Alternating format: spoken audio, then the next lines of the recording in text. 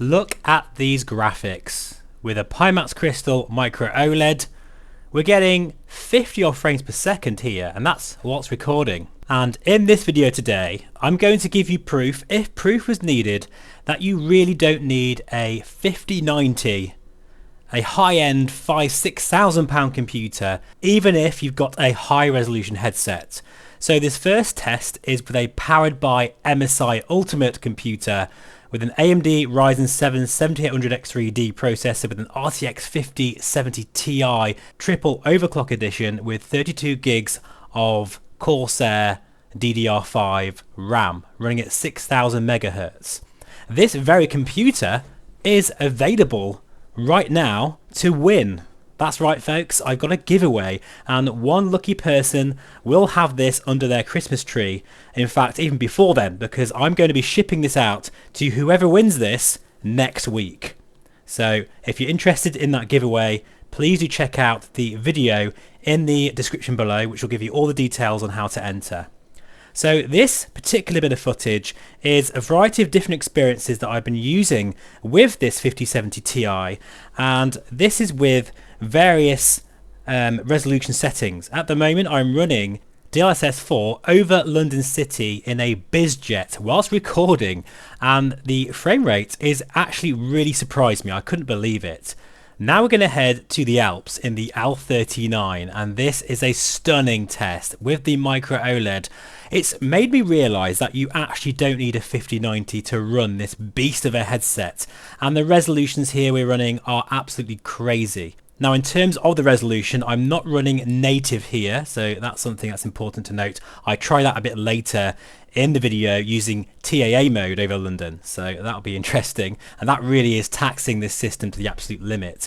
The thing is about the 5090, it's all about the high resolution. It's amazing, can eat it up for breakfast, it's so good at it, but no other card can get close. Well, actually the 5070 Ti has surprised me because it can get within 15 to 20 frames per second. It reminds me of the performance of a 4080 GPU, and as you can see here, the magic of DLSS 4 with transformer mode really makes this shine. At times we're getting 65 plus frames per second in a kind of scene where I would usually be flying like this, you know.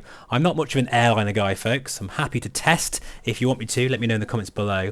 But I'm more of a general aviation fan and a fighter aircraft fan, and this is the kind of thing I would be doing normally. And bear in mind, as I said before, this is recorded footage, so I'm definitely down at least 5 frames per second than I would be if I was just flying for myself. But this is absolutely gorgeous. Bite the back of your hand, incredible visuals here. Just look at the level of visual fidelity that we can get away with a PC that won't break the bank. And actually this PC is from Stormforce, and if you don't know, all of my videos are with Stormforce computers, and again, I'm not saying this because I'm sponsored, folks. I'm not. I'm saying this because I truly believe that for me, this is the best brand for my sort of flight sim VR shenanigans, shall we say, and they haven't let me down yet. They currently have a Black Friday promotion and a Cyber Monday as well, so do check out their website. I think I do have a discount code as well. That is affiliated, by the way, but actually don't bother using that because I think you can get more off using their Black Friday promotions at the moment, and that's going through until Monday. So yeah, honestly, go check them out. As I've said before many times, all of the content on this channel is by Stormforce computers. And as we are terrain masking over these incredible mountains, the performance is absolutely just stunning, considering this is not the highest GPU you can get, but it is one of the highest resolution VR headsets you can buy. It is possible. You can run a 5070 Ti with the Pimax Crystal MicroOLED. Pretty amazing. And this system is currently available as a giveaway on the channel, so you could win this for free.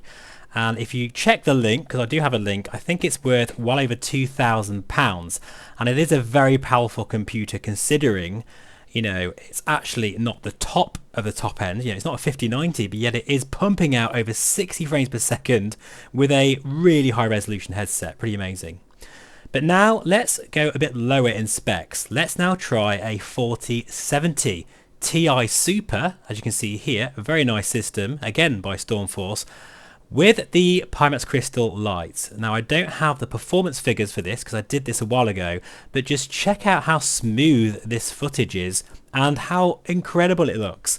I'm using a mixture of high and ultra settings with the Pimax Crystal using TAA mode in this case, but with medium resolution settings. So that's probably around 70% of the resolution of the crystal light. Now this kind of setup with a crystal light and 4070 is probably classed as mid to high range. I'm not sure. What do you think? Let me know in the comments below.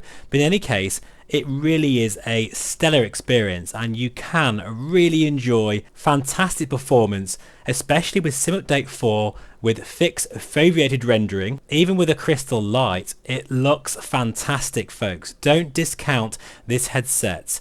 And I think at the moment, funny enough, this has a Black Friday deal going on as well. And I do have some discount codes, lots of discount codes for Pimax, so go check them out in the description below. So a nice steady landing there, not quite on centerline, but that's okay. This next test, we're going to go back to the MSI PC using the 5070 Ti in this beautiful scene here. I can't remember quite where it is. But yeah, we're using DLSS 4, but this time I am running the MicroOLED at full native resolution. To be fair, this is RTX 5090 territory here. But rest assured, something that is quite interesting with the MicroOLED is you can run it at 72 Hz and it feels okay. That's the first time I've ever said that, because usually I'm very sensitive to low refresh rates. But what that means is with headsets such as, say, the Big Screen Beyond version 2 and the OLED in this case, you can run it at half of the FPS of the refresh rate. So in this case, it'll be 36 frames per second, which actually we're almost pretty much bang on that now anyway. And it feels really smooth. It'll be the same as running 45 frames per second with a 90 Hz refresh rate. The results, as I say, you can see here, it looks absolutely phenomenal and shows that you don't need the highest spec computer and a remortgage on the house to enjoy really high resolution, high fidelity VR experiences. Right, anyway, for the last test, admittedly we are in a microlight here. I am running full native resolution of the Pimax Crystal OLED, and I think it's something like 5000 and something by 4090. It's crazy high resolution. This is a massive stress test for this card now, and this is where we're starting to struggle, and we're getting around 32 frames per second. That is what's recording though, which means when I'm not recording, I'm jumping up to the magic 36 frames per second that this headset needs in order for it to feel smooth. So credit where credit is due, I've got to say. I think a mixture of some good software engineering from the Pimax Play. Yes, that's right, I am saying that about Pimax.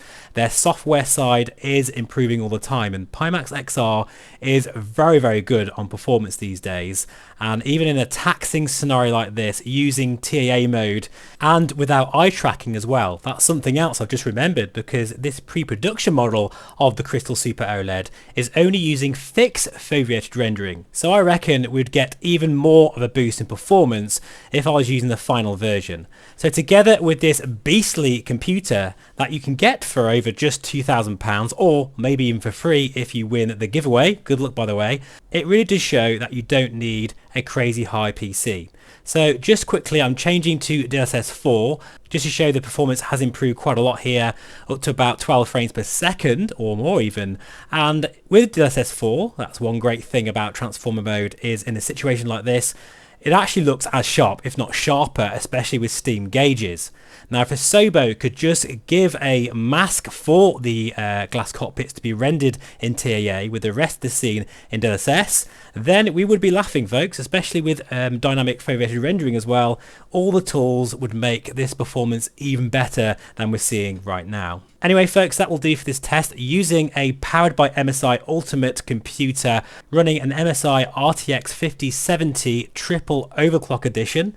Wow, that's a mouthful. With a 7800 X3D processor with 32 gigs of RAM, and of course using a 4070 Ti Super with an Intel based CPU. I think it was a 13400F CPU in that case. And that's it, folks. Thanks for watching. Let me know what you think in the comments below. I hope I've proven to you that you really don't need to spend a crazy amount on a high-spec computer to run a decent VR headset. I mean, I'm talking something that has got a high, crazy resolution, such as the Micro-OLED. It is possible, especially now thanks to DLSS 4 and also a bit of tweaking. All of the VR settings that I'm running is actually on the channel as well. I've got a big VR settings guide. If I remember, I will link that in the description below. If I haven't, just remind me and I'll bang it in there, because that does make a big difference. With all the tweaks and settings that I've used, will help you with fantastic performance. Thanks for watching, folks, and again, best of luck with the giveaway, and I'll see you again for another one very soon. Take care and bye for now.